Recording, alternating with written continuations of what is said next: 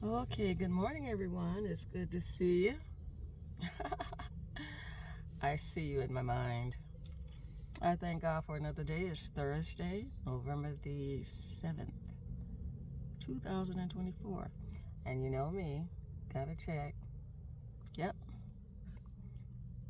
2024. Oh, it's gonna be November 15th very soon. That means halfway to December, the last month of the year. But I want to say what my cup is saying. Start the day with gratitude.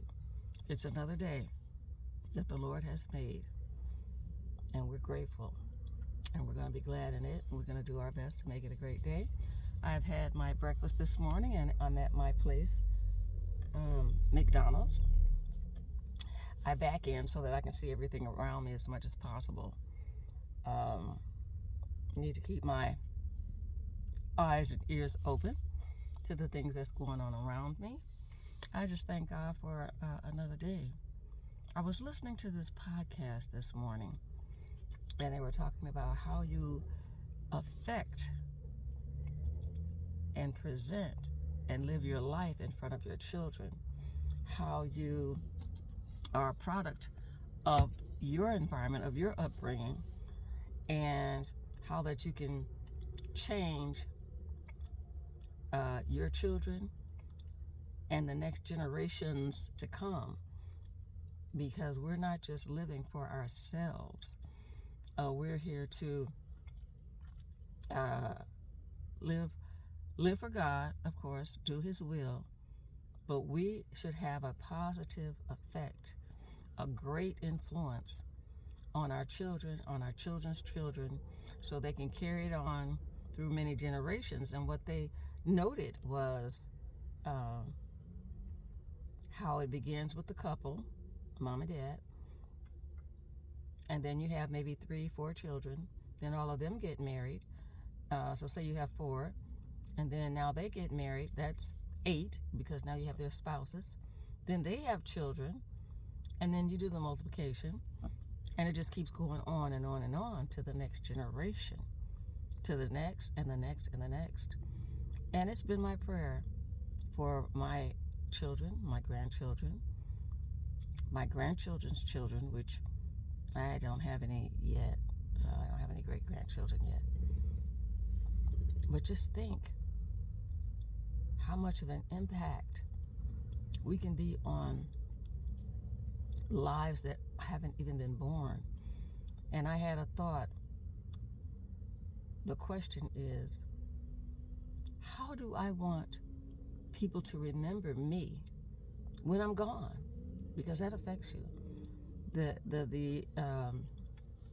young guy on the podcast was saying, they may not remember everything you say, but they're going to remember you. They're going to remember how you act, what you said.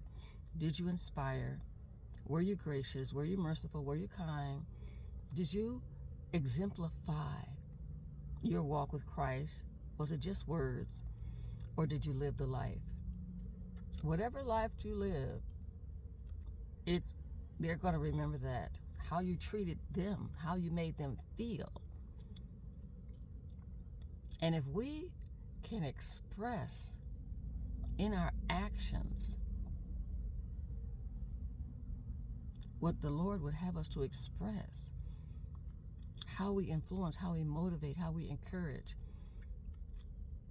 how we point the way to Christ with love, with kindness.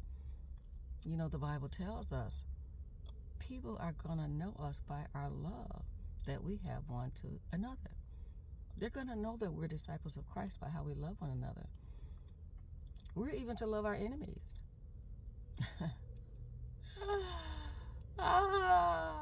Tough one sometimes, right? Because in our natural state, we want to get back. But that's not the love of God. But one thing we don't do is we don't compromise. We don't compromise. But we do love. And sometimes, you have to ask God, how do I love? I know my video took a turn, sort of, because that's how my mind works sometimes. I should have written some things down because the podcast was so good. I might share that on the community page or in a short, put the scriptures down or the podcast connection down. It's good to know when people are sticking to the Word of God, when they're not deviating in their own way. Because, we have our own thoughts and our own ideas. I mean, God, He created us. We're creatures, but He gave us creativity as well. So we can think of some stuff. We can think of how to get back at a person and what we should do, how we should do. They need to hurt as much as I hurt. but that's not being grateful either. Just like the cup says, start the day with gratitude.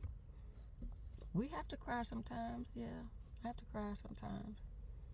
But that shouldn't change my godly nature. Because we're human, we're going to do human things.